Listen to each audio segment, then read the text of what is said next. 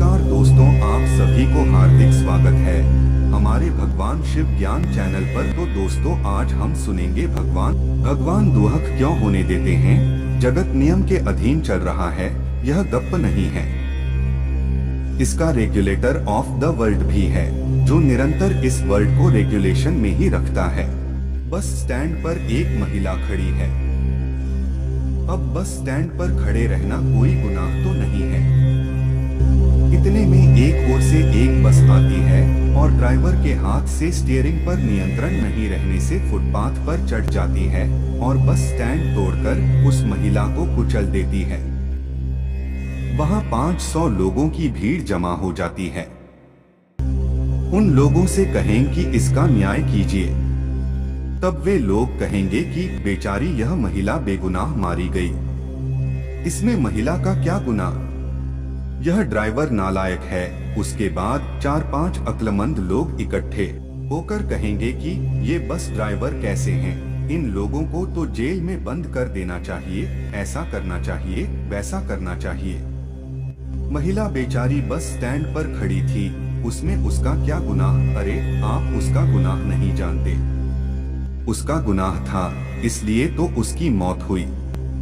अब इस ड्राइवर का गुनाह तो जब वह पकड़ा जाएगा तब। इसका जब केस चलेगा और वह केस सफल हुआ तो गुनहगार माना जाएगा, वरना बेगुनाह साबित हुआ तो वह छूट जाएगा। उस महिला का गुनाह आज पकड़ा गया। अरे बिना हिसाब के कोई मारता होगा। उस महिला ने पिछला हिसाब चुकाया।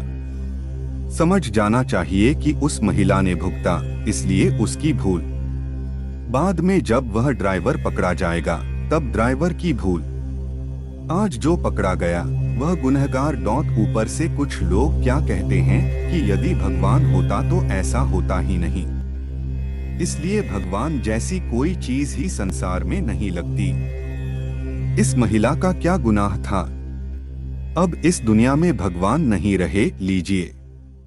इन लोगों ने ऐसा सार निकाला। अरे ऐसा किस लिए? भगवान को क्यों बदनाम करते हो? उनका घर क्यों खाली करवाते हो? भगवान से घर खाली करवाने निकल पड़े हैं। अरे भाई, भगवान नहीं होते तो फिर रहा ही क्या इस संसार में। ये लोग क्या समझे कि भगवान की सत्ता नहीं रही, फिर लोगों की भगवान पर आस्था नहीं रहती। ऐसा नहीं है, ये सभी हिसाब चल रहे हैं।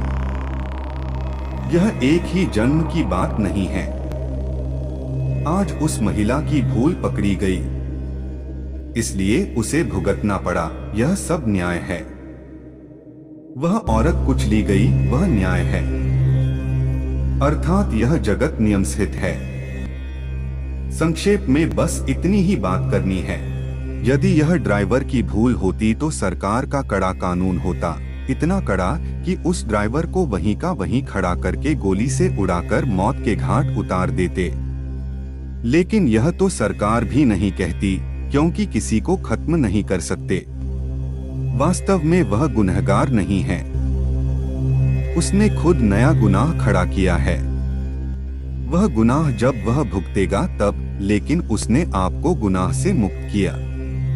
आप गुनाह से मुक्त हुए, वह गुनाह से बंध गया।